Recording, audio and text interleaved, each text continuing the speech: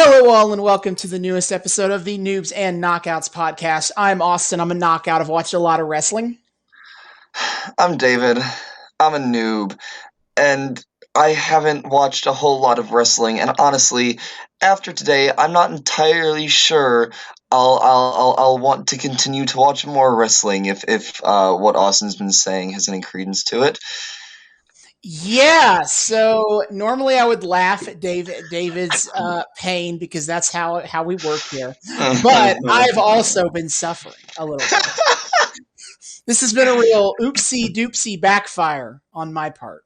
But anyway, we are returning to the new generation era, except I can finally stop just using generic terms. I have been using that generic term, the new generation era, as opposed to the specific plot line, because I have been keeping the plot line that we're following very tight-lipped about this. I wanted it to be a big shock to, for Dave to have a real-time reaction to David to the plot twist.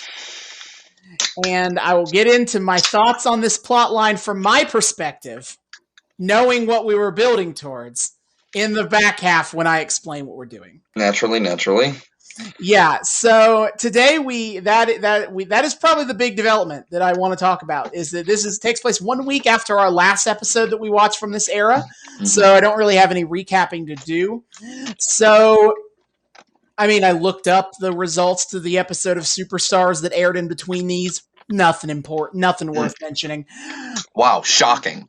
Oof, indeed. So that's probably the big thing, is that, like, if you've been following along and you don't know what I'm talking, you don't know what we've been following, you couldn't piece it together from from what we've been talking about and like the general time period that we're in right now. You'll know at the end of this episode. God. And I guess there is also a programming note, is that we're going to start this episode off with the WWE Championship match between Bret Hart and the 1-2-3 Kid. I expect that's going to be pretty great. Yeah, that is like my one solace amongst all this. When that got announced last week, like, hey, okay, I've been having a wild time with 1-2-3 Kid recently. Because we saw him kind of like pop up last time we did New Generation, and I was really digging him. He did a King's Court interview where he just kind of like he kind of like dicked on Lawler just by being chill. Like, Lawler was trying to egg him on, and he was like, "Nah, I'm just gonna go out there and do my thing. Your weird like spite politics don't factor into my calculus here." And Lawler's just kind of like floundering, and I'm like, yes. And then he's going up against Bret Hart. Like, that's gonna be good. Like I love me some Hart brothers, and 1-2-3 Kid so far seems awesome. And then like we got him in like Attitude Era, and he was completely different. It was really, really weird.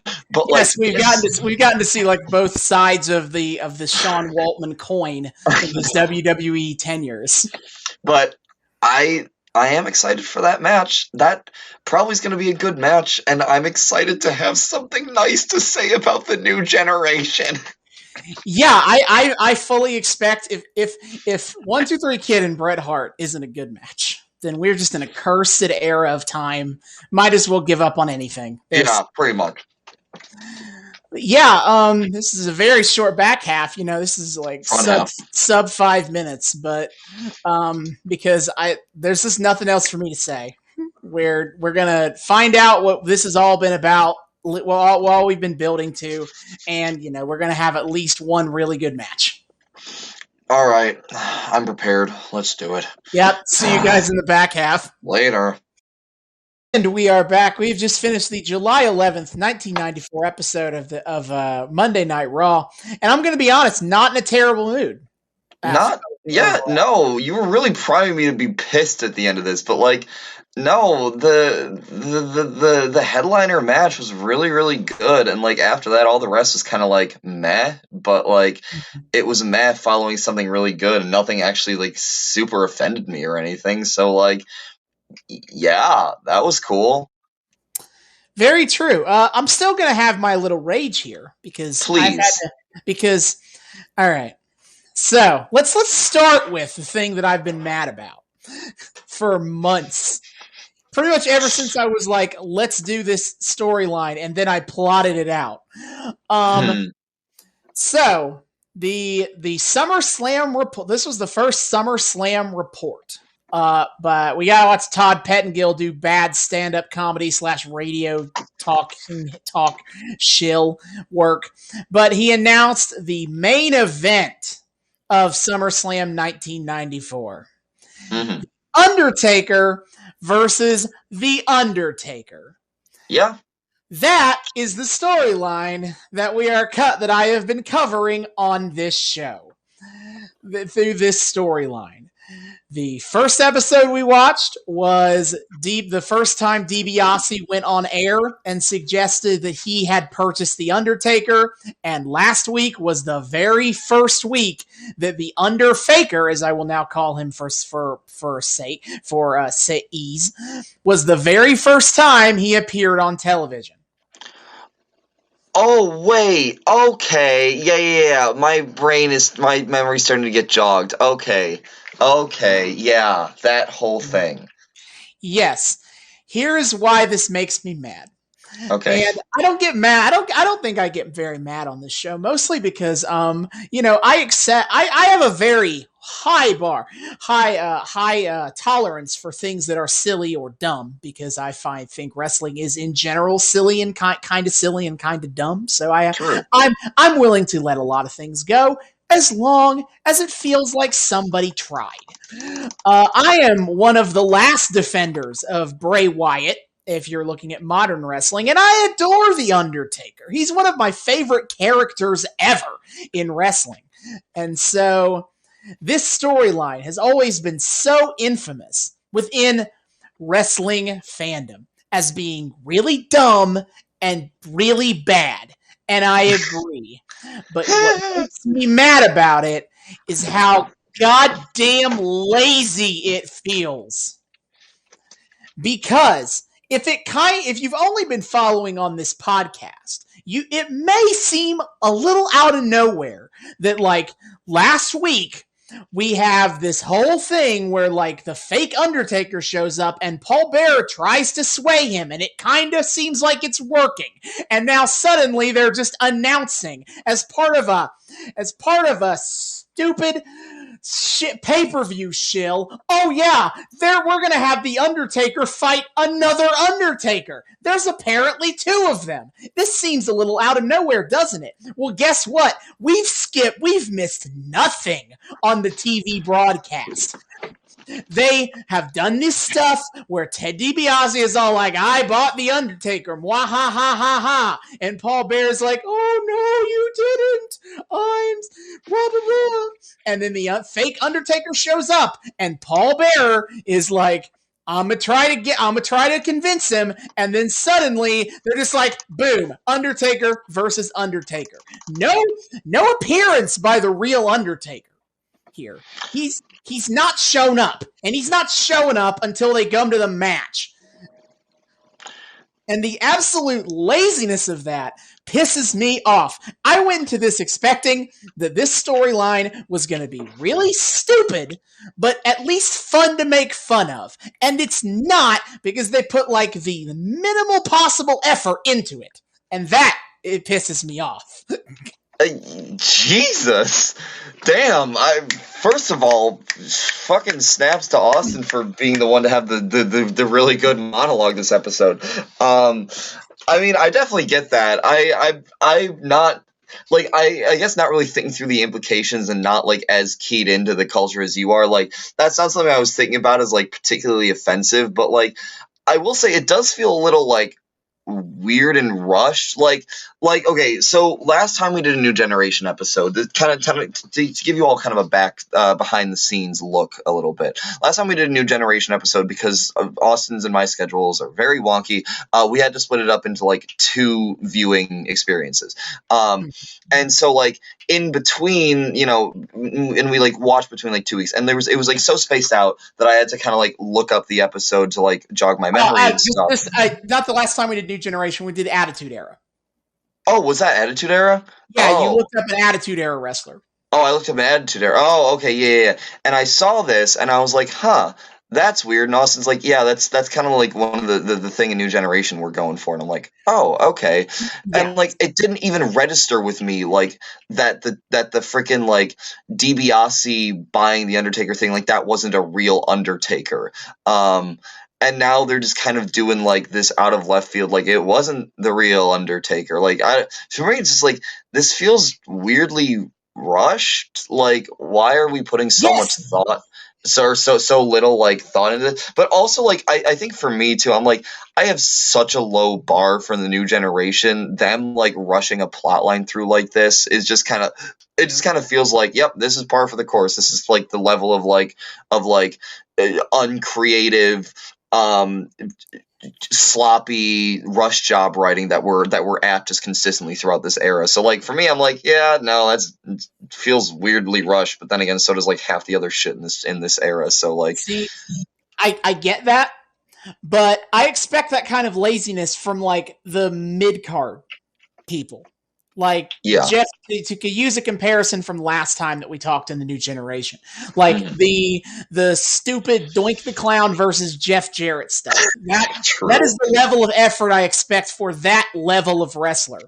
I didn't expect them to be this lazy with the Undertaker, who is by this point one of the biggest stars they have. This is his yeah.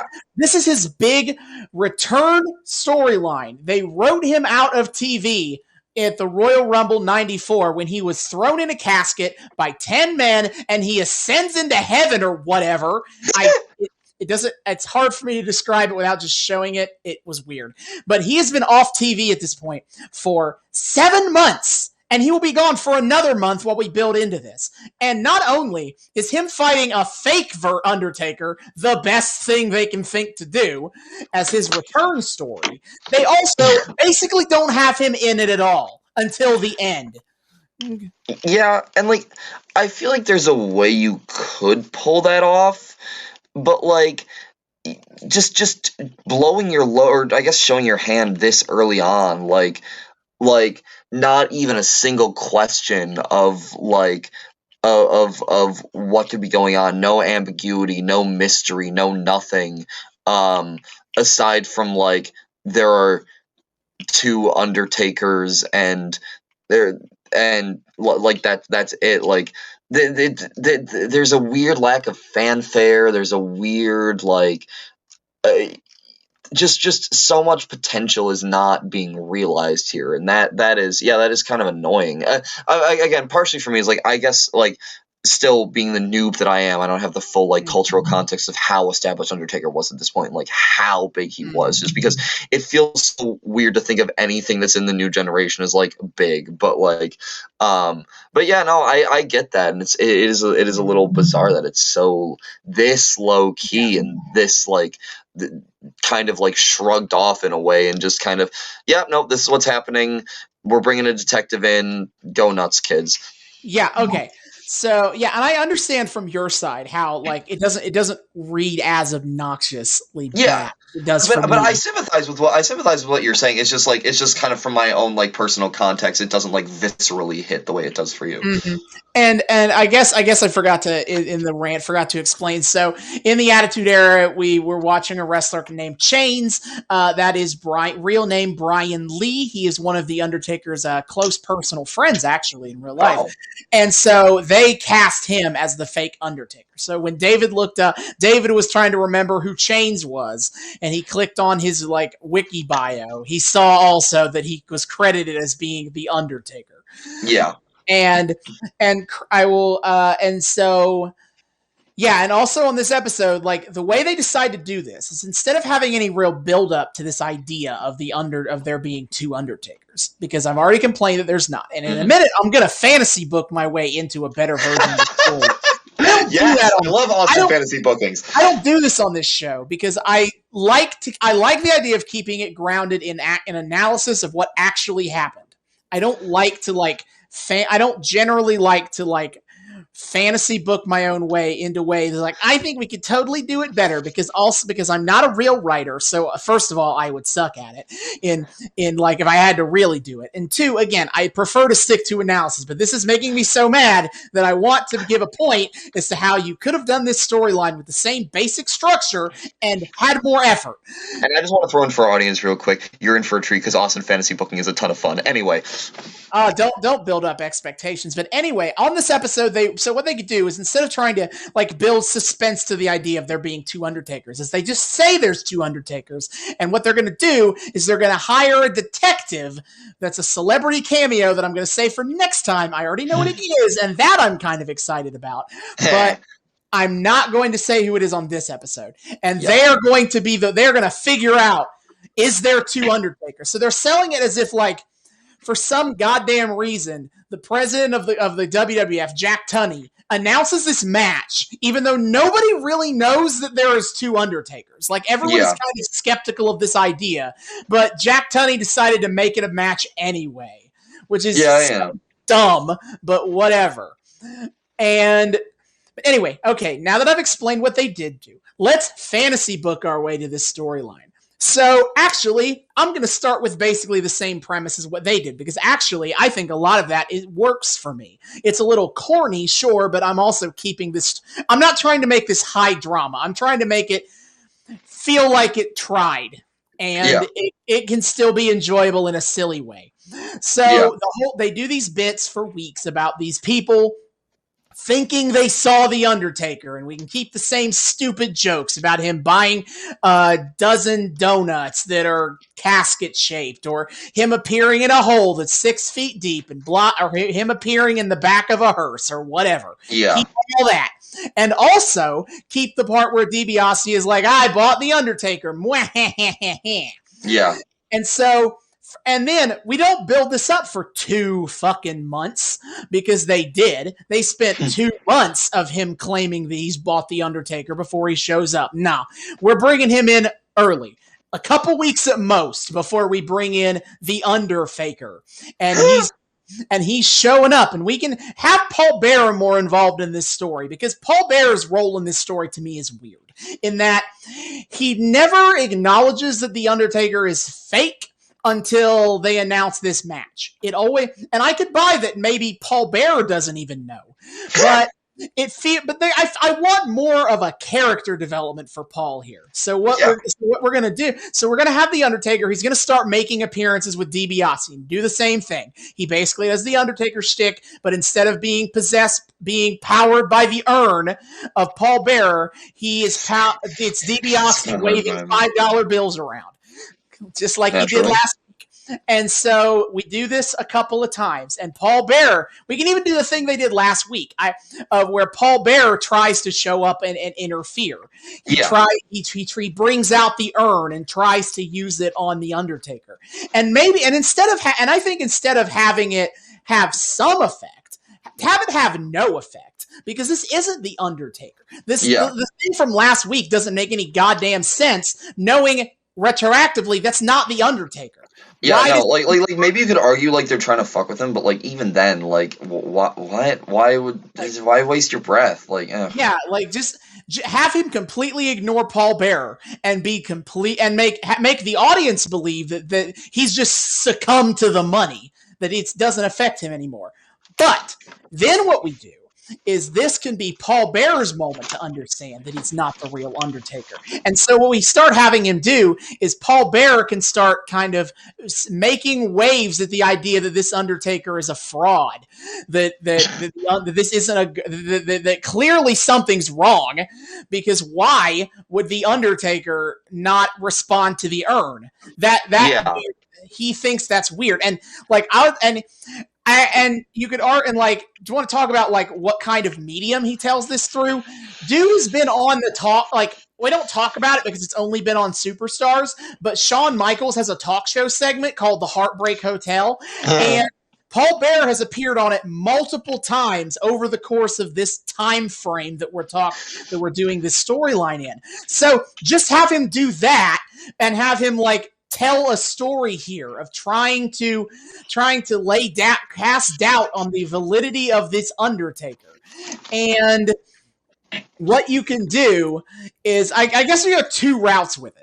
Is whether you want them to have this, if you want to keep the detective angle, is if you want them to keep the detective angle, what I think you could do is, and maybe you tone down the Paul Bearer necessarily trying to cast doubt that the Underfaker is the fake. And but what I think you could do is that you could have the real Undertaker show up alongside Paul Bearer, and the fake Undertaker show up alongside DiBiase, but never have them be in the same place at the same time. Make the audience believe that there is still only one Undertaker, but he's kind of going back and forth between DiBiase and Paul Bearer, as if the Undertaker himself is conflicted. Yeah.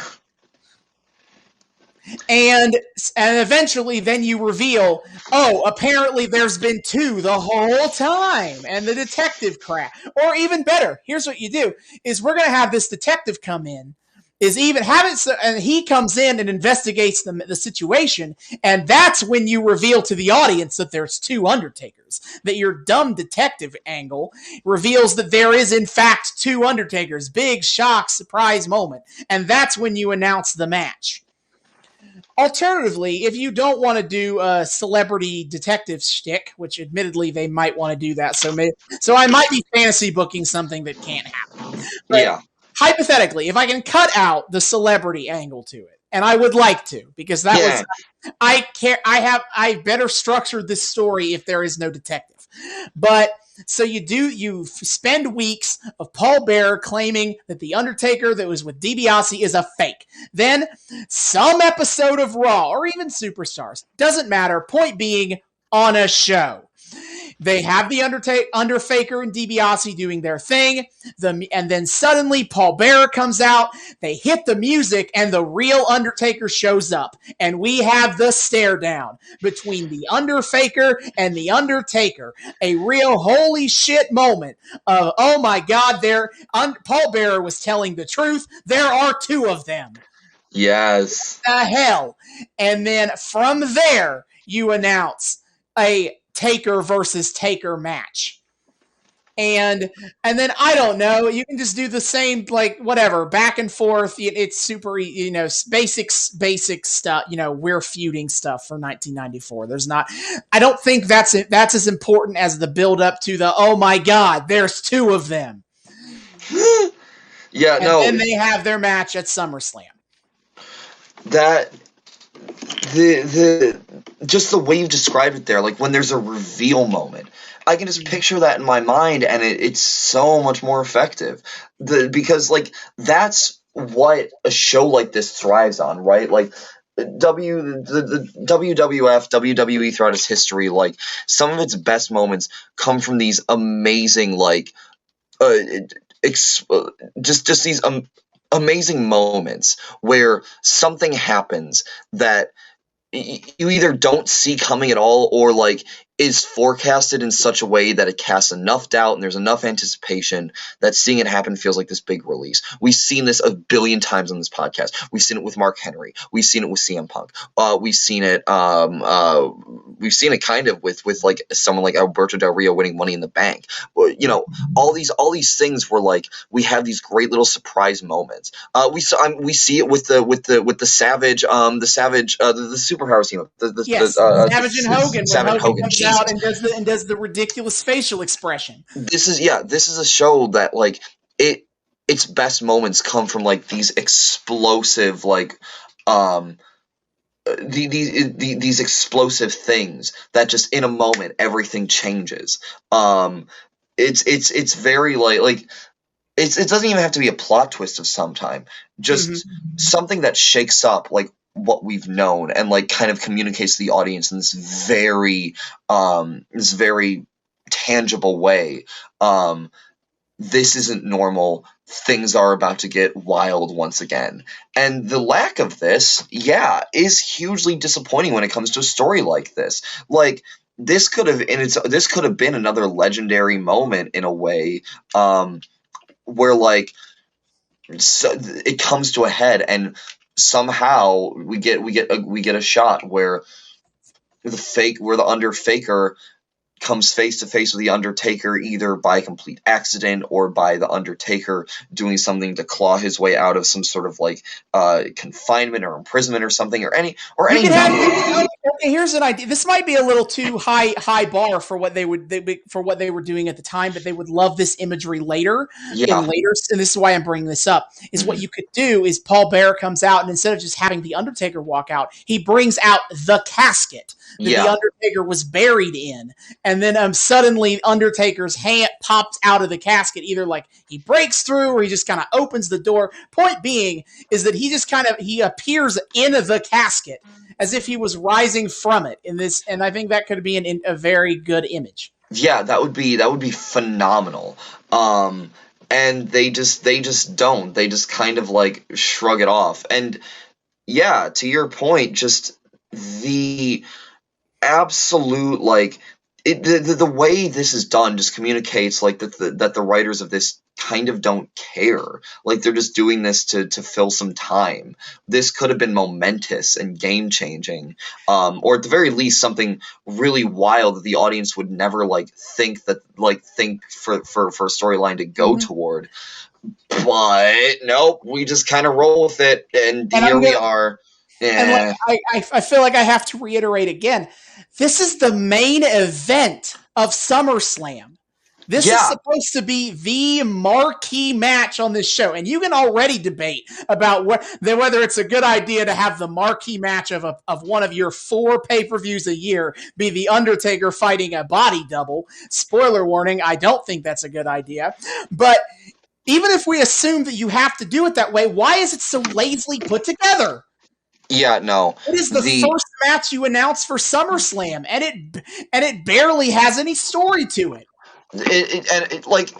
Because of course we get just an announcement from Pettengill, and it's said as it's said pretty much as nonchalantly as any other thing he would announce, or as standard. Like he gives a little I'm not sure how this is gonna happen, but President Jack Tunney says this is happening, so it's gonna happen. Like there's no they just do not give any sort of credence to what's happening. They don't give any sort of shock value. They don't allow an atmosphere. It's just kind of there going through the motions of we're WWF and we have to do weird plot lines sometimes to keep people interested. Aren't we quirky?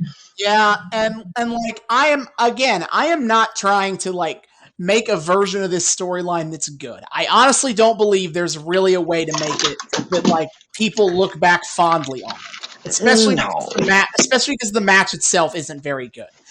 But there is a way to make it look why can't it feel as important as every fucking other basic ass Undertaker versus another big guy storyline that basically dominated his entire career as a babyface in the mid-90s. He became the Giant Slayer as like a Hulk Hogan before him, because they just really like the idea of the big man who has to be invincible fighting other big dudes. And why does this one in particular feel so unimportant is what annoys me. Yeah, I sympathize. Him versus Giant Gonzalez or Kamala don't feel important, are also shit, but they at least feel like they were supposed to be important. This is nothing in comparison, and it's the ultimate shame that so much potential was wasted on something like this. Because the real shame is once you do a storyline like this, you can't really do it again, at least not for a long time. And I agree with you that there's probably not a version of this that gets looked back on unironically fondly as this was legitimately good writing from start to finish. But I think it had the potential to be looked back on fondly in some ways. if we had that good reveal moment, that could have been looked back on fondly as a great kind of shocking twist in the era, or at the very least one that was built up too well. It's Or a thing yeah. you could put in the video packages, trying to talk about how, look at the highlights of the Undertaker's career, him standing off, him coming out of a casket and standing face to face with his other Undertaker could have been one of those moments. Yeah, and like it could have been one of those like, this is goofy, but like I admire the hustle sort of things. But they don't even go there. It's yeah, lame and boring, and I mean, honestly, that's kind of why I was so like confused at first about like, wait, this is the big plot twist, because it doesn't feel like a big plot twist. It just feels like a thing, and I'm like, oh, that's happening. Cool. And that's ultimately why I'm mad, is because, as you said, it doesn't feel like a plot twist, and I feel like it should have. And I feel like, and it's disrespectful to Undertaker to treat it this way in a lot of ways. Kind of to your point earlier, because like this is what he gets for his big return. This is like, this is the first time that he's ever been written off TV. He would periodically become written off TV for extended periods of time to, heal up his injuries or whatever. And like the next big time you see this, and he usually ends up freshening up his character sometimes. Like the next big time he does this in '99, that's when he comes back. When he comes back, he's a biker. He's a biker. Drops the dead man thing. And then the next time he comes back in 2004, he does this again. He returns as the Undertaker, the dead man. And yeah, it's really weird, but that's a talk for another day. It is, but just like my point, like these are like, you look at Undertaker's career, and usually him getting written off is usually a big deal, and so is his return, but not this one. No, it's just kind of there, and again, in a lot of ways, wouldn't expect anything different from the Attitude Era. But it's so disappointing. Yeah, or the New Generation. But it is really kind of disappointing. Yeah. And again, the fact that I couldn't even muster up the enthusiasm to get like offended about this as someone with no context, like that in itself is kind of indicative of like how nothing this is. Oof. Yeah, so after a 30-minute rant about a decent episode. Yeah, seriously. Let's actually talk about everything else, because as we said from the start, actually this episode is pretty good, I think. Yeah, no, the kind of what we were saying was before we went live was like not actually that upsetty right now. Pretty in a good mood, but like, we had one really good match and the rest was kind of like, but like following the really good, like, the isn't all that like offensive, because at least you're still riding the high. So our headlining match, our top build, throwdown of the evening, Bret Hart versus the 1-2-3 Kid. Oh my lord. If you had told me like after our first New Generation episode that I would get this invested in any fight in the New Generation, I probably wouldn't have believed you. Like, this was exceptional. This felt like it still had some of the like the New Generation's trademark slowness, a little bit. It started off a little slow. There was some at first. It was kind of like a lot of just like arm holds, which like I know like if you're in an arm hold, it can be hard to like get out of in a way, but it doesn't look all that impressive. But then they start going, and it goes so hard, and it runs for a decently long time too, and it just a lot of goodness packed into one, and oh my god, yeah, I enjoyed it. This was an exceptionally good fight, especially for this era. What? Yes, 100%. And I'm gonna steal from somebody, from a former wrestler I've heard talking on a podcast about a different match than this, but I like the way he put it. Is like he liked that match. Is like he was like, this is pretty good. and then it kept going. And then it kept going, and then it kept going. And I feel very similarly to this, Matt, to 1, 2, 3 Kid versus Bret Hart, is that it starts out pretty good. You know, if you're a fan of old school wrestling fundamentals, you know, hold on to your butts, because they do a pretty good job of running through those basic, chess match-esque, hold, counter hold, stuff that isn't written as it's kind of, it is the feeling out process, so to speak. You're kind of, it's kind of slow. It's not the most momentous, but it helps build. It helps a good foundation to build to get more exciting. And exciting it does get. Yeah. I think the really cool thing, you talking about the it keeps going thing, which they did this very intentionally, obviously, and good on them for knowing how to build suspense. It starts off and it lasts, the full length to one commercial break, or no, it cut to commercial in the middle. Yeah, it goes. I think it gets one commercial break. Yeah, it gets one commercial break, and then they do the thing that I'm sure you're about to talk about. And they have the second commercial break, and then they finish the match in the third segment. Yeah. So we come back from a commercial break, and then 1, 2, 3 Kid starts off in control after the break, and then he starts to get a little cocky, and Bret gets the upper hand, and the ref ends up counting out 1, 2, 3 Kid. Yeah, Bret gets the pin. Bret does a move. I forget what move it is now. But he does. That doesn't really matter. But he pins 1, 2, 3 Kid, and Kid gets his foot on the ropes. And for people not as well versed in wrestling rules, basically, if any part of your body is touching the rope or under the rope or whatever, you are considered out of the ring, and you can't pin somebody out of the ring. Yeah. And so what he did was a legitimate way to not get pinned, but the referee didn't see it. So he kept counting, and he did the 1, 2, and he counted 1, 2, 3 and gave Bret the win. Yeah, and I'm actually not still great on my wrestling rules, so I didn't catch that either.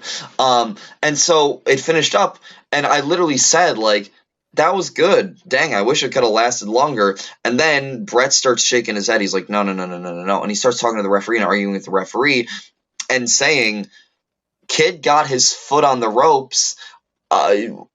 This match isn't over. You shouldn't have counted him out. We need to finish this properly. We should keep going. Yeah, and they get a second ref in for a second opinion.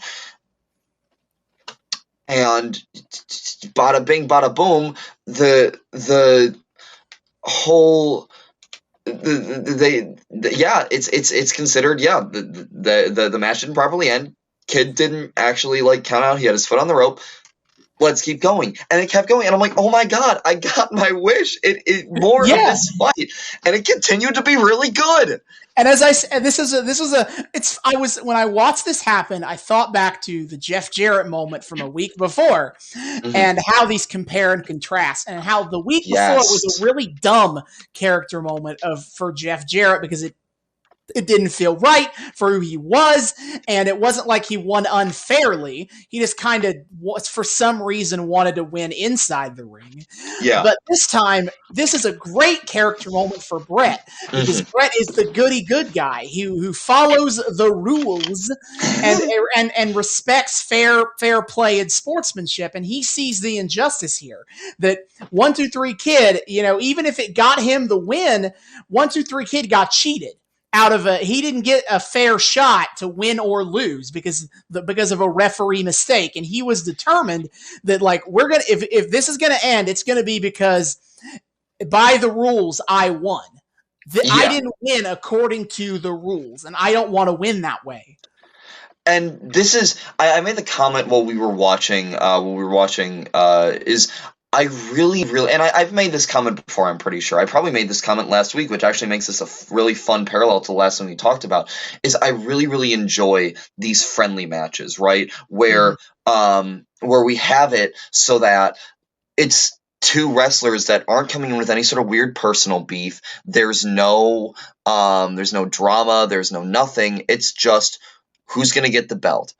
And you kind of have your person that you're rooting for, probably the default for rooting for this one. From my perspective, the default for rooting for this one is Kid, because you're like, oh, he's new and bright-eyed and bushy-tailed, and you want him to get a dub. But, we had plenty of people in that crowd chanting Bret, too. And, I want to interject here. Is that like you talk about that? I was trying to watch. I was watching as I talked about it. When the CM Punk Cena match, Cena wrestled that, like, in terms of how the match was structured. Cena was the de facto heel, and I was being another babyface versus babyface match. I was paying attention to that in this match, and I really feel like they didn't pick a de facto heel. They structured the match in a way that both wrestlers had long times where they were in control of the match, and and both of them also got their moments to get like the heroic good guy comeback.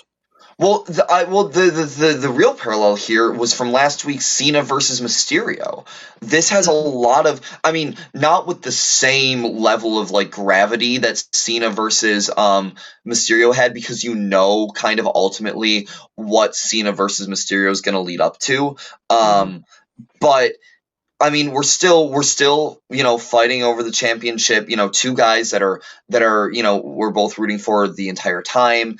That there are ups and downs to both of them winning, and there's kind of a big bad to face at the end of this road for whoever gets it, which in a way kind of makes the winner obvious in retrospect. But at the time, you get sucked into the match, and you do think this could go either way, and you're kind of rooting. You might root for the underdog, you might root for the pre-existing champ. But it doesn't matter, because it's good fighting, and there's so much tension to it. And again, fun to kind of draw it as a parallel with last week, where like there was this kind of like angst to it toward the end. But here it's just kind of straight up, these are two men who respect each other, and they're going to do a brutal fight, but they're doing their thing because that's what they get paid to do. And at the end of the day, they both still respect the hell out of each other. And again, we get to see that with Bret wanting to continue the match.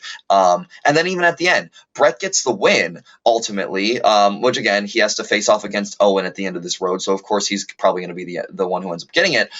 But as soon as the submission is determined, as soon as the bell gets rung, he's checking on 1, 2, 3. He's making sure he's okay. He's kind of like got his hand on his back, and he's looking over him and kind of being like, hey, you doing good? You make it. There's no like big braggadocious celebration. It's respectful. And again, I don't know. For me, there's just something that's so cool about the way that kind of plays out. Yeah, I agree. I really enjoyed this as this it's two guys who like in their profession, the pinnacle of their profession is to be the world champion, and they both want that. And that's ultimately why they're fighting. It's not any more ridiculously personal drama to it. Yeah. And again, the cool thing about this is it lets you focus so much on the sport itself. What was really cool about it for me, with that, I talked about how it was kind of a slow start at the beginning, but that I don't necessarily think that's a bad thing, partially because it kind of had this cool air to it. It was starting off slow and kind of like with the announcers really like going in on discussing the technical aspects of what was going on in the moment, and them kind of each finding their footing and starting to try moves on each other, see what works, see what fits, etc. It really felt for a moment just watched like we were watching this legitimate technical sports match. It's kind of magical because in matches like this, kayfabe almost melts away in your mind. You forget that you're watching ultimately like a weird, silly, fictional, serialized story. You're just watching a sports show for a little bit. And there's something that's really cool about that effect. It makes you feel like, like almost one of the cool kids in a way. Like yeah, I may be like watching this because it's like goofy and accessible, in a way that something like professional real sports aren't. But like for a moment, it feels really really legit. And then again, it just lets you focus on that sportsmanship. And oh boy, the athletic ability on display in this one, out of this world. Yeah, I feel like it's a good way to just kind of segue into almost like what is the story of the match, and and it's pretty easy to tell. It's not a complicated one at all, but basically, Mm-mm. but is that 1-2-3 Kid comes into this as like the younger, hungrier challenger who is faster and more athletic than Bret is. Not to take anything away from Bret's Oh athletic no. ability, but the kid is flipping and flying. He's all over the place, and he seems to overwhelm Bret in several moments. But the thing is that Bret is like the cool headed veteran of Mm. this situation, where he also is also a wrestling genius who knows the moves and knows how to counter the moves, and that's kind of a I think a big tell for most of the back and forth is that 1-2-3 Kid would find his spots when he could to kind of overwhelm Bret, but at the end of the day, Bret has the knowledge, and that allows him to pick apart any mistake that the kid that 1-2-3 Kid makes. Yeah, absolutely. It's kind of this cool back and forth because Kid, like the impressive thing about Kid is like this early into his career, the fact that he's this gifted, this capable of pulling off such really challenging maneuvers and making them look just natural and easy, is a phenomenal thing to watch, and it's one of those things that for me just never ever gets old.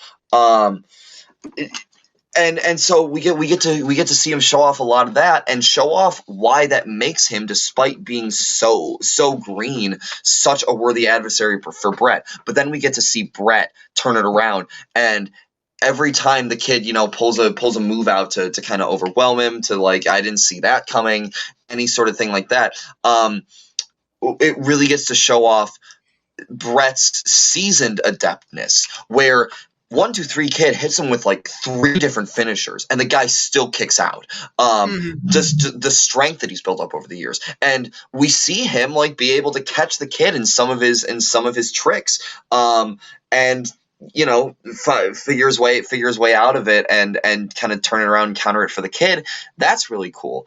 And shows off how smart he is as a fighter. It plays for such great contrast, that the story, yeah, I like how you describe it as the story of the match, because instead of it being this explicit, like, here are the personal stakes, you slept with my mom, or whatever weird shit they want to pull out to we're not doing Val Venus right now. Yeah, oh god, I don't even want to think about Val Venus until I absolutely have to. God. But whatever weird crap they pull out to make a feud, the story gets to be a lot more subtle. And the story becomes about which almost philosophy will win the day. Will it be the fresh aggression, or the meticulous veteran practices? Like, it lends so much more to, like, again, that sports aspect, there's this great subtlety to it. You're not getting bashed over the face with things. You just really get to enjoy the match. And then when you think about it more, there's all these little goodies to really kind of discover the more you think about it, the more you analyze it. And that's the joy of stuff like this for me. Yeah, it was a fantastic match that literally took half the episode. By the way, is it like of a 46-minute episode? It ended at the 23-minute mark, and the episode is all the better for it.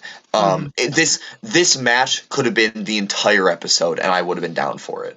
Yeah, I'm very glad. I'm not totally surprised that they would give this much time to the WWE Championship match, but they don't always give that much time to the big matches on these episodes. So I'm very appreciative that they did. And I mean, as we've mentioned so many times before on this show, and as I'm sure we'll continue to reference just throughout throughout the lifespan of this show, is, as we know, Bret Hart doesn't always get treated this well. He gets a lot of disrespect throughout his career. So to see him be treated this well by the writing, and to get to show off so much again such a worthy adversary, it's it gives this great little, for people who have the, hindsight of what the rest of Bret Hart's career looks like. It gives this great little snapshot where for a brief moment this insanely gifted man was allowed everything that he deserved in his career. And it's so nice to see a breath of fresh air. And it kind of makes me want to stay in this little pocket of his career forever, because oh man, the stuff he gets to do here, and the fact that he is the champion and rightfully regarded as the most gifted wrestler in the entire company, absolutely deserved, and something that I feel very personally gratified by. Yeah, this is definitely, in my view, that is kind of the most worthwhile thing to look at new generation stuff for, is that Bret Hart, I think that a lot of people very underrate Bret Hart's ability to play a character, so to speak. He is generally mentioned as he wasn't very good at promos or whatever until he became the anti-American heel in '97. In the Attitude Era, and I disagree.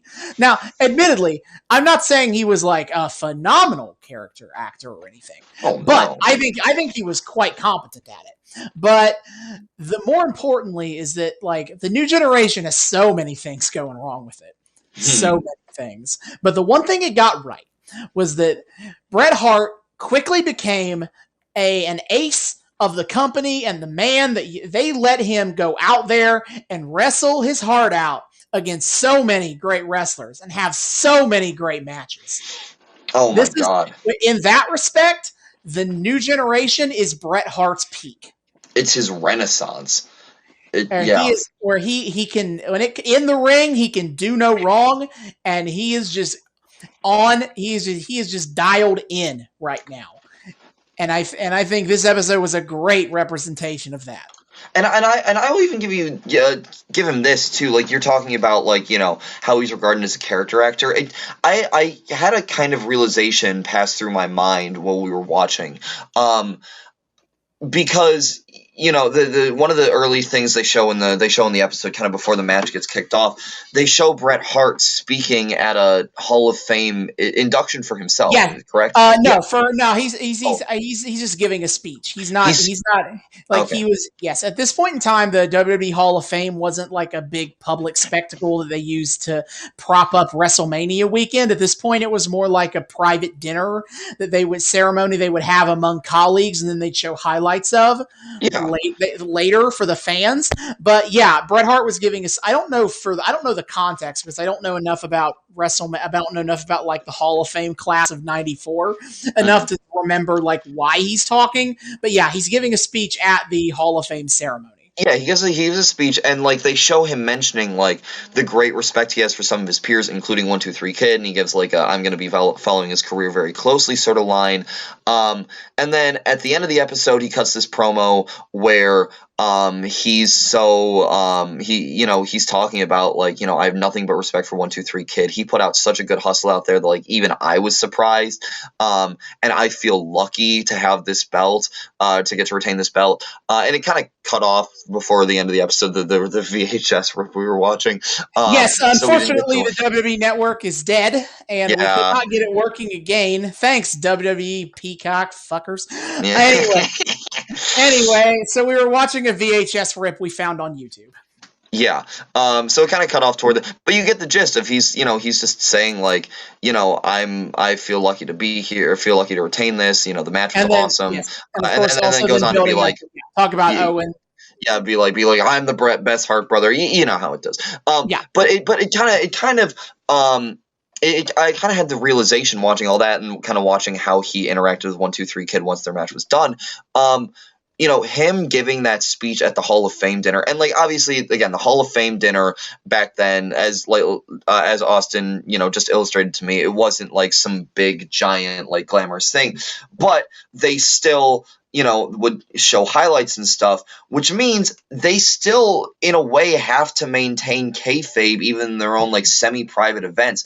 And I'm sure I would not be remotely surprised if Bret Hart, who from everything I've heard, I have nothing but respect for his character. Meant every word he said about 1-2-3 Kid, but that's still him having to like keep kayfabe. And the way like just from start to finish in the episode, you can feel that like the respect that he oozes for the guy. And the way he kind of like treats it all with this very um genuine pathos of respect and sympathy and excitement in a way for this guy. I think that is a tribute to his character acting in a subtle way that I'm sure a lot of people may kind of, take for granted. Like, sure, even if that's reflective of your genuine feelings, you're still kind of performing for the camera, and if you make it connect, that you're doing something right. Like, he came off as a good like public speaker, and he made me feel emotionally invested in this match for the very positive way he felt about his opponent.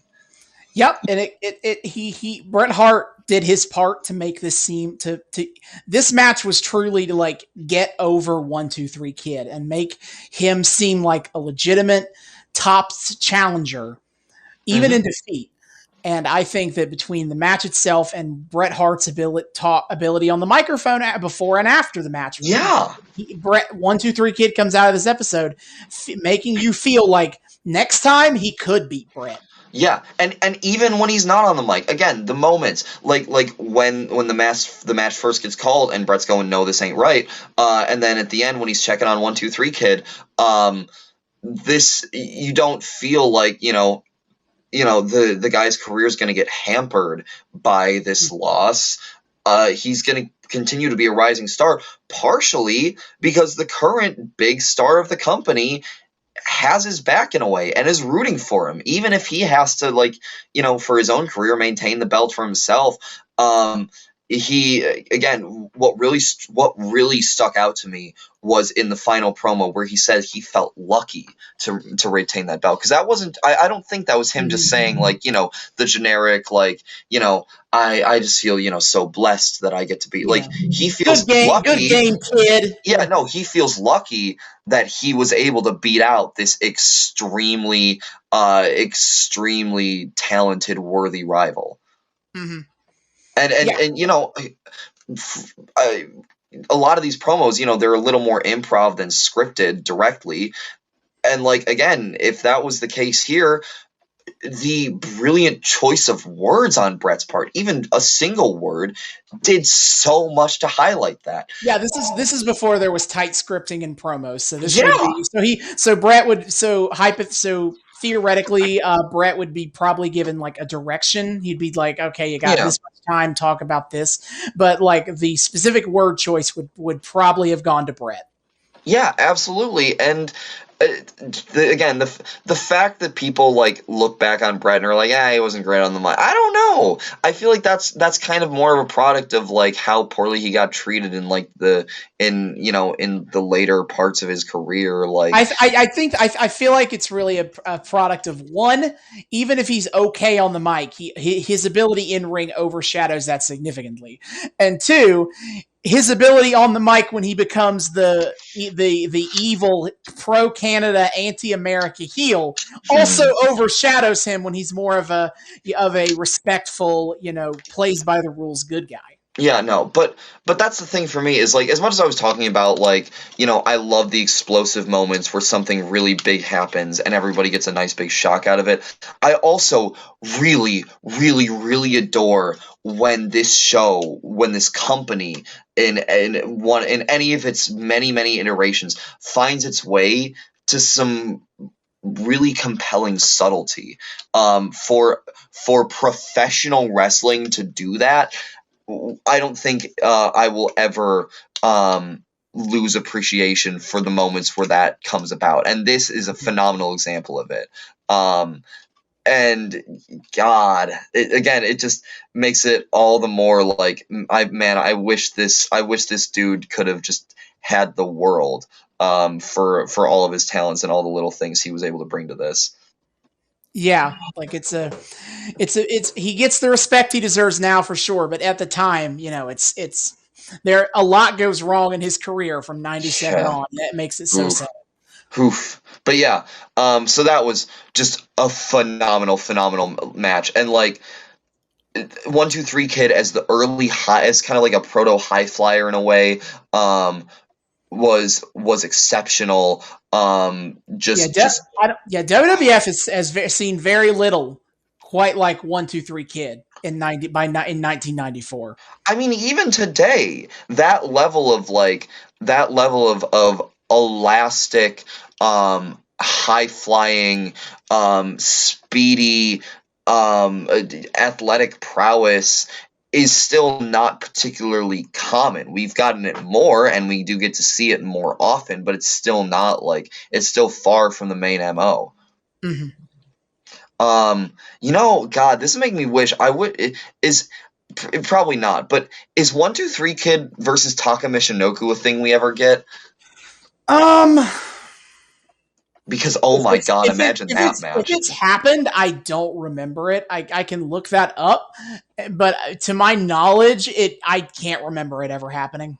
Yeah, I mean, I'm just thinking, to return for a brief second to the world of fantasy booking, God, imagine that match. And it's not like they weren't both in the same company at the same time. Yeah, but when they were at the same company at the same time, X-Pac was a little bit higher level than Taka Michinoku.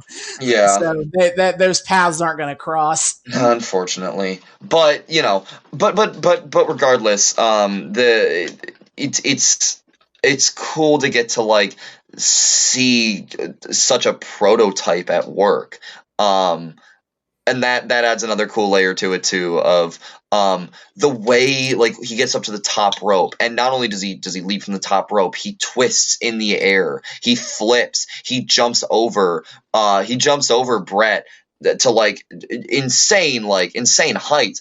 That stuff is definitely revolutionary to WWE specifically at this point in time. You look at the biggest top rope moves ever done is you get stuff like the Macho Man, he drops an elbow, and Ricky the Dragon Steamboat will do a crossbody, which is just kind of you jump and then you land your whole body on the other guy's body. Torso. So it's very basic stuff, and not saying it's not impressive or anything, but it's 1-2-3 Kid is doing stuff that a WWF audience isn't used to seeing. And he moves himself in such a standout way. Just the way he moves his body is so unique too. We're not used to seeing such quick on your feet movement and thinking. And the fact that he's able to pull off some of these moves multiple times in a match, is just again, it speaks to for a scrawny dude, the stamina he has, the consistency. The dude does a 4-move set where he does a crossbody off the top rope. Then he gets and that doesn't work. He gets up and does a leg drop off the top rope. That doesn't work either. And then what he does is then he ends up Bret goes out of the ring. He dives onto Bret and almost he overshoots him and barely hits him at all. Yeah. But that says something about how athletic 1-2-3 Kid is. He overshoots it. Yeah. And then he knocks down Bret. And then he gets up and then does a splash off the top rope. And this is 4 straight moves. Yeah. Back to back to back. And they still give Bret plenty of spotlight too, because the cool thing the last one misses, and they explicitly call that out as maybe he's going to the well one too many times. He's doing too much of the same stuff, and Bret caught on. And Bret's catching it, and some of the counters, some of the quick split-second counters that Bret pulls out against him too. There are times including the finish where he's trying to do a drop kick off the top rope, and Bret just catches his legs midair and throws him down. Yeah. Which again, you think about how improvised these fights are, the level of coordination that it must have taken between the two of them to do stuff like that in the moment. It's exceptionally smart too. This is one of those times where it really gets to show how intelligent this show can be sometimes in the athletics it puts on display, because the nature of like kind of the mental fortitude you have to be able to make those split-second decisions with another person in tandem to make sure it all works and looks good while you're getting like legitimately kind of pummeled and physically like hurt. It's amazing. And again, just the fact that this match has so much to like, it has so much of that good stuff that like when you kind of get down to analyze it, it lets you kind of realize all these things. This is one of those things that feels like just the epoch of what WWE can be at its best, what professional wrestling on a whole can be at its best, and at a purely technical level. I'll absolutely recommend you look up this match. It was a bitch of a time finding the full episode on YouTube, but there's plenty of videos of this match in particular in full on YouTube. Yeah, absolutely. If you want to watch that. Yeah. And then the rest of the matches on the episode, like I said, kind of meh. Nothing like once you have that and you go back to like new generation jobber squashes, obviously it's not going to stand up, but nothing particularly offensive. We got Kona Crush versus Matt Hardy, which I had a little bit of a fun moment because Matt Hardy, if you might have heard of him, if you even in the sense that he is one of those wrestlers who was very popular in the Attitude Era, one of the biggest tag team wrestlers of all time with his brother Jeff, but he got his start in the company for a few years as a jobber, and he eventually just kind of worked his way out of that.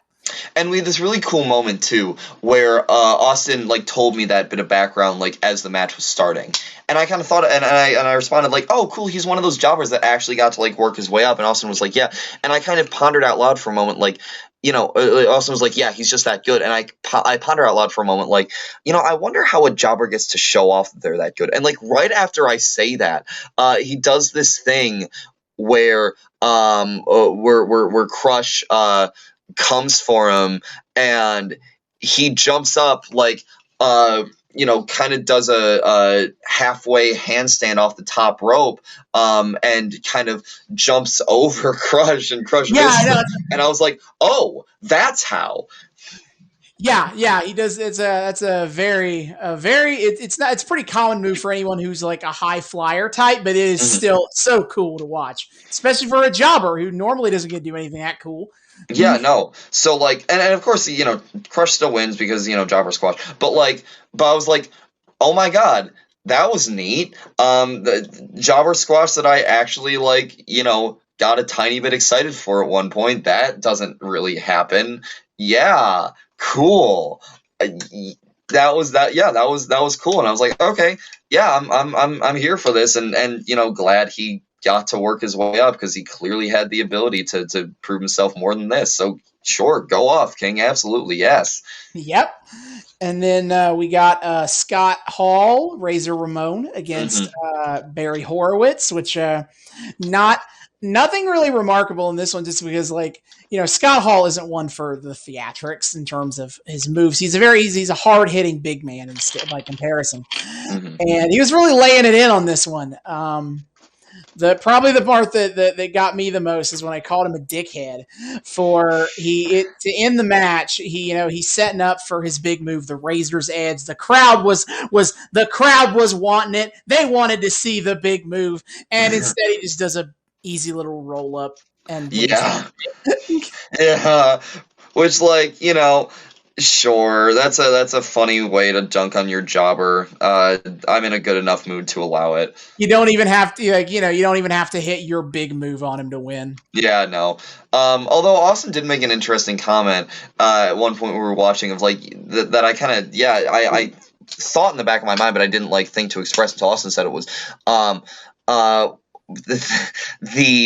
the first two jobbers didn't totally feel like jobbers. They looked like they could have been legit guys in a way. They both looked generic as hell, but they looked in some form. They had a certain je ne sais quoi about each of them that was I could see you, being actually like a fighter that we care about and that actually has like story consequences. Yeah, they didn't look like complete Dumpy scrubs. losers, yeah. Yeah, and I do appreciate that sometimes. Mm-hmm. And then we got IRS versus a jobber who very much did look like a dumpy loser. Yeah, I don't even remember his name. Me neither. It was the worst match by far. No, IRS just immediately went out of my mind. Because like the IRS is about the same level of athletic prowess as Crush, but Crush had a much quicker match. Yeah. So IRS still doing his thing where he somehow ties everything into tax evasion. It worked enough to be both to exist pretty much throughout the entire 90s, so yeah, but he does his thing, he wins, it's whatever. Other stuff on this episode is we get a couple of I guess everything else has to talk about Lex Luger, honestly. The first thing is that we finally get to see an Ico Pro commercial where they say the slogan. Yes. I've been complaining about this, is that almost every Ico Pro episode ends with the wrestler being like, Ico Pro, you gotta want it. But we keep getting the ones where they don't. Yeah. And this time we get Luger. Yeah, you got Razor Ramon, and he did. But this time we get to see Luger working out, doing generic workout stuff, and then he gets off the bench and is like, Ico Pro, you gotta want it. Like I love that. Like not only did WWE invent their own form of like workout protein, whatever, workout supplement. That's what I was thinking of. Not only did they invent their own for their bodybuilding federation that failed, but then they also make the most lame, generic catchphrase you could probably imagine for it. Yeah. You gotta want it. Yeah, it's so goofy, and it's like, it's random, vague, safe brandingness, but like, it's fun. Like, just the seriousness with which they deliver that line. That's what makes it great. That's what makes it great, is that all the wrestlers that did these bits like took it 100% seriously in the way they did in the execution. Yeah, you gotta admire them committing to the bit, I have to say. Yeah. It's you also got to admire the WWE committing to Ico Pro 2 years after the Bodybuilding Federation went out of business.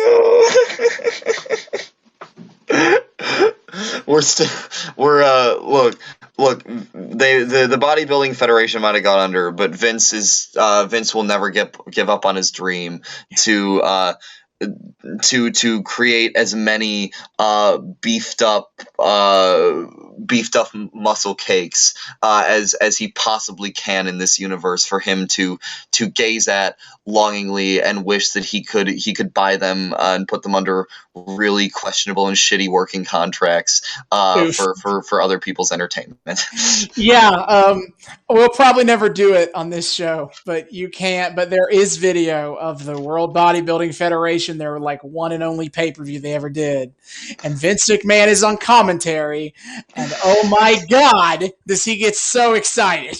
He's real into it, and it is funny. It is hilarious. It's like, because that's the thing. Like, I don't even imagine it. I don't even imagine it as like a horny thing. I just imagine it as like, it's all part of like Vince McMahon's like plan, 12-step plan for world domination, of creating his own like race of glistened up, naturally oily bodybuilders. That he will use to take over the world, either financially or by force if necessary. He's just really excited about that vision finally coming to fruition. But anyway, so we did that, and then they did like a video package showing off some Luger highlights, talking about how he's done it all, except he has not won the WWE title. So instead of competing against Bret Hart, he's going to fight Diesel for the Intercontinental title. It's a start. Not the best way to sell the big main event match for next week, but whatever. Yeah, it's not where you start; it's where you finish. I don't know. So that was the thing. And then the big shit. the King's Court taking place in a back office in a government building or wherever. It looked like shit, but it was apparently on location where Ted DiBiase works. Yeah, the King's Court really. Honestly, this is our most boring King's Court yet. It was like but I mean, we did get the funny bit before it even started of DiBiase is pretending to be on the phone by yelling at his stockbroker. He's literally just doing the stonks meme. He's like, stonks. Get me some stonks. Rageful hang up. Yeah. Yeah. But then he gets the interview, and he's kind of like he runs down all these people that he's bought. Mm-hmm. That's his term. That's his phrase, not mine. I didn't say. He didn't say bought paid for the services of, or hired. He bought these people.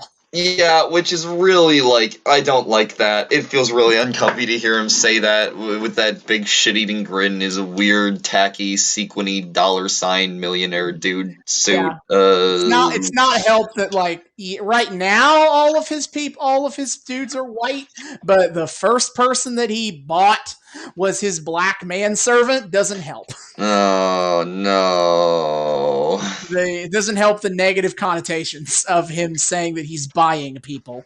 Yeah. But anyway, he's running down his roster. He's got Nikolai Volkov. He's got The Undertaker, we swear. He's got Bam Bam Bigelow. But now, he's announced his newest signing, Lex Luger. Kick a gasp! Our American hero! Oh, no. Of course, then it gets, funny because Lawler presses him on this more because Lawler is cackling in glee at the thought, and then DiBiase admits that Luger hasn't officially signed the contract. It's basically just dotting the I's, signing the T. It's basically done. It's no. I mean, again, this is another thing of they give the game away immediately. We were talking about subtlety earlier. This is just the most obvious doom and gloom, setting yourself up for failure sort of thing that you can imagine. Just obvious this is going to go wrong. Big flashing sign over DiBiase's head. Since I've had enough talk fantasy booking mystery today, I kind of wish that he hadn't admitted that he didn't have officially signed yet. For at least for 1 week, I wish he had just said that he signed Lex Luger and let the fans think for a week that Lex Luger has signed has dared to turncoat to DiBiase, and then next week they can reveal actually he hasn't signed Lex Luger, saying that he'll never sell out to the $1 Million Man or whatever. And even if you want to for a week, even if you want to have your cheeky DiBiase kind of sheepishly admitting that it's not fully, you could have him sneak in a few weasel words there, have him be oh, everything's pretty much all set and we're ready to go with, something smaller and sneakier. But then the next week, Luger can pull out and be oh, no. You see, he was pulling a sneaky one on you. I ain't signing nothing. If you really want to be tongue-in-cheek about it, you can do it in more subtle ways. But, ultimately, yeah, it would have been cool if they didn't, but again, new generation, we know what to expect. Yeah. But, yeah, so he basically turns to the camera and says, this is going to backfire on me. And then, pretty much, yes. And then we get Paul Bearer, which finally I get to hear Paul Bearer speak, and I can confirm, holy shit, Austin's impression of him is scarily dead on. No pun intended. It was scary indeed. It was.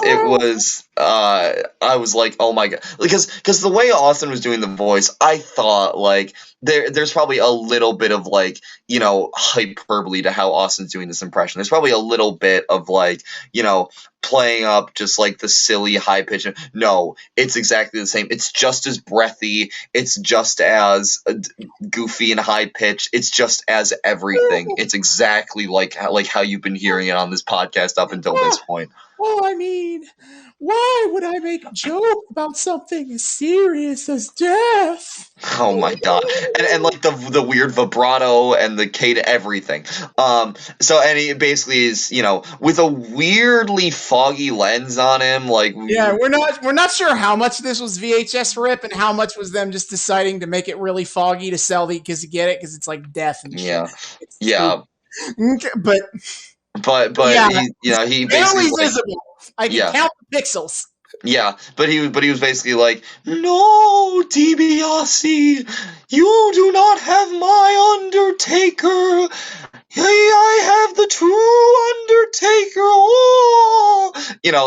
Oh, back and forth. We're not being remotely subtle about like what the hell's going on. We're not leaving anything to the audience's imagination. We've ranted about this for half an hour already. You get the gist. Yep. And then that, and then like I said, the Bret Hart promo at the end where he's like, I faced off against the kid. It was a good match, and now time to prove to my brother that he sucks and that I'm great. Dun dun dun dun dun dun dun. Yeah, they're in this real era of time where they're like where they want to end Raw on this like make it feel like the show shouldn't be over yet. Mm-hmm. Like that's the way they cut it off, and they always like leave this like they give like the ending credit spiel, and then suddenly they throw out another piece of content. Yeah, as they're going off air, and they do that a lot, and they did that in this episode too. I kind of like it, but I also kind of appreciate having a real ending, and then being like, and then when they say goodbye, folks, that we're at the end. Yeah, no, I mean, how much of this like how many times have I commented on this podcast of like, no matter my feelings on an episode, like how many times have I said like, oh, I mean, but that ending image was really cool. Kind of leaving off without that in this era, you're again limiting yourself in a lot of ways, but like, whatever. Yeah, it is what it is. It's been like 25 years. I don't think it matters anymore. No. But overall, I mean, again, we had our thing that we mostly Austin ranted about at the beginning, but like overall, this was probably the best New Generation episode we watched. I would absolutely agree. My biggest problem was more of a long conceptual problem. Looking down the line. That isn't really reflective of the quality of this episode in particular. Yeah, no, it's just That was great. I think this is about as good as you're going to find. Yeah, no, I'm not. 94. I'm not wanting to claw my eyes out. I'm not in immense pain from boredom. It started. The first half was really good, and the rest was like serviceable enough that I didn't lose the high from the first part. Good on ya. We did a good New Generation episode. Woo! Yay! Congratulations, everybody. There was much rejoicing. Yay! And next time, let's go back to something that's a little more consistent in quality. I kind of think it's like at least this good every week. It's Lucha Underground. We return once more to Boyle Heights, baby. Now, what will happen next week? Well, we have just seen Cage lose to Prince Puma, but then like rip his belt in half. That sounds rough, buddy. But what will happen next week? Well, thank goodness that the episode title kind of gives it away. The next week we'll do an episode, Johnny Mundo versus The Machine. Oh, that's gonna be good, ladies and gents. Let me tell you.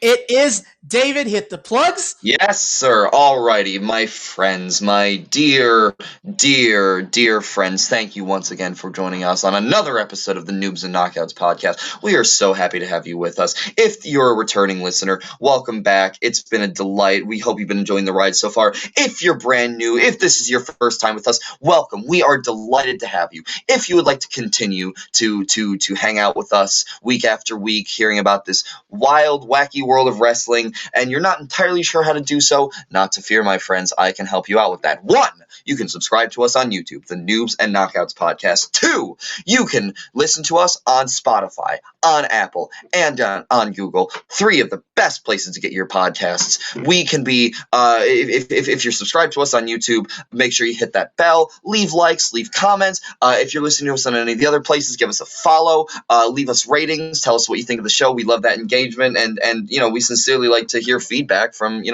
people who listen. How are we doing? How do you like this show? If you want to follow us on our socials, you can find us on Twitter at Noobs and Knox Pod. That's Noobs, the letter N, Knox Pod. We post there every week when our new episodes go up. Austin does weekly wrestling live tweeting, watching AEW shows. He's been tweeting like a madman about WrestleMania stuff recently. It's all very good stuff. Some great memes, some great analysis from our resident knockout. It's all good stuff. Austin, do you want to quickly throw in what's on the docket upcoming? Yes! Is that, I admit that we don't record these live, so the day I release them. So, when this episode drops, what will be the next big thing on the docket? Well, next Sunday, April 25th, will be Impact Rebellion, their newest pay-per-view event. And if I got some matches for you to talk about, it has Rich Swann versus Kenny Omega in a title match for the Impact World Championship and the AEW World Championship. That's going to be amazing. FinJuice of New Japan Pro Wrestling versus the Good Brothers for the Impact World Tag Team Championship. That's probably going to be really good. Deonna Purrazzo, the Virtuosa, again versus Danielle Dashwood, the world's shittiest Instagram influencer for the Impact Knockouts Championship. Oh yeah, the Ace Austin, the ace up his sleeve who will definitely fuck your mom / girlfriend versus the walking weapon, Josh Alexander, and a guy who's good at wrestling I don't like because he's a shitty asshole in real life, TJP, for the Impact X Division Championship, and Matt Cardona versus Brian Myers in a feud between former best friends. And that is what's on the card announced right now. They could have more matches, but I'm pretty excited. It is a $40 pay-per-view on Fight TV or wherever you can get pay-per-view providers if you would like to watch along with me. But I understand why not. So keep track of us on the Twitters. And as always, every week I live tweet AEW Dynamite. Absolutely. Oh, good stuff there. We can also be emailed at noobsandknockoutspod@gmail.com. That is with the word "and" this time. Send us your thoughts. Tell us what you think of the show, how much you enjoy listening to our beautiful, beautiful voices tell you all about wrestling every single week. Let us know what you think. Give us recommendations. Give us requests. Give us feedback. Just say hi. Whatever. We love hearing from people. And finally, you can find us on Patreon. $1 a month to our Patreon, the Noobs and Knockouts podcast. We'll get you early access to episodes and shout outs at the end of each episode. Yep. See you guys next time. Hasta luego.